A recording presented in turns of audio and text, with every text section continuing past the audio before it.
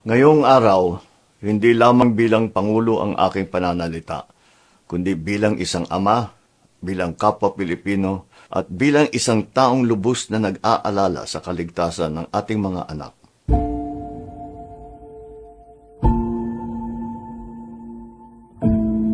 Sa mga nakaraang linggo, nasaksihan ng ating bansa ang ilang nakakalungkot at nakakapangilabot na trahedyang kinasangkutan ng mga kabataang Pilipino. Sa Tacloban, may mga buhay na nawala at madami ang nasaktan sa isang nakagigimbal na insidente na pamamaril sa loob ng paaralan na kinasasangkutan ng mga estudyante. Sa Cavite naman, 2 insidente ng paggamit ng patalim at pananaksak sa loob ng paaralan ang naitala sa loob lamang ng 1 linggo. Ayon sa mga paunang ulat, posibleng may kaugnayan sa bullying ang mga pangyayari, isang bagay na kinakaharap ng maraming kabataan ngayon. Nagpapatuloy pa rin ang investigasyon. Ilang araw lamang bago nito, 2 mahuhusay na student-athlete naman ang nasawi sa pagkalunod habang nasa isang team building activity. Ang kanilang pagpanaw ay nagdulot ng matinding dalamhati at pati na rin galit, hindi lang sa kanilang pamilya, kundi sa marami nating kababayan.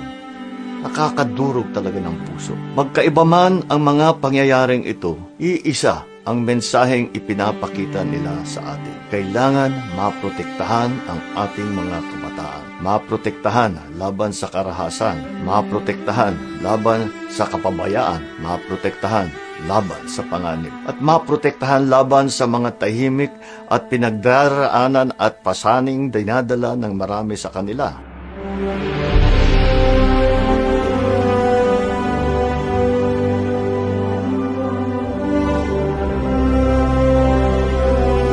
Paaralan ay dapat maging lugar ng pagkatuto, pangarap at pag-unlad, hindi lugar kung saan nangangamba ang mga magulang para sa kaligtasan ng kanilang mga anak. Kaya naman, inatasan ko ang ating mga ahensya sa edukasyon, kapulisan, kalusugan at lokal na pamahalaan na higit pang palakasin ang mga hakbang para sa kaligtasan ng mga mag-aaral sa buong bansa. Ngunit hindi sapat ang pagkilos ng pamahalaan lamang. Dapat manatiling aktibong bahagi ng buhay ng kanilang mga anak ang mga magulang. Dapat ipagpatuloy ng mga guro ang kanilang tungkulin, hindi lamang bilang tagapagturo, kundi bilang mga gabay at tagapayo. Dapat ring tiyakin ng mga paaralan na mahigpit na nasusunod ang mga panuntunan sa kaligtasan.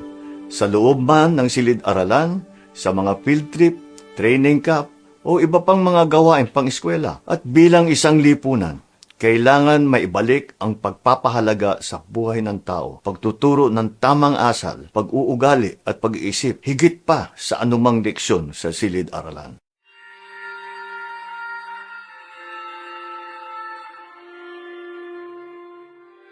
Sa bawat estudyanteng nanonood ngayon, mahalaga ang inyong buhay. Mahalaga ang inyong mga pinagdadaanan. At ang paghingi ng tulong ay hindi kailanman tanda ng kahinaan. Sa mga magulang naman, huwag maliitin ang halaga ng isang simpleng pag-uusap kasama ang inyong anak. Minsan, ang pinakamahalagang proteksyong maibigay natin sa ating mga anak ay ang ating oras, atensyon, at pag-unawa. Sapagkat ang tunay na lakas ng ating bansa ay nakasalalay sa kaligtasan, kapakanan, at mga pangarap ng susunod na henerasyon. Maraming salamat po. Mabuhay ang kabataang Pilipino. Mabuhay.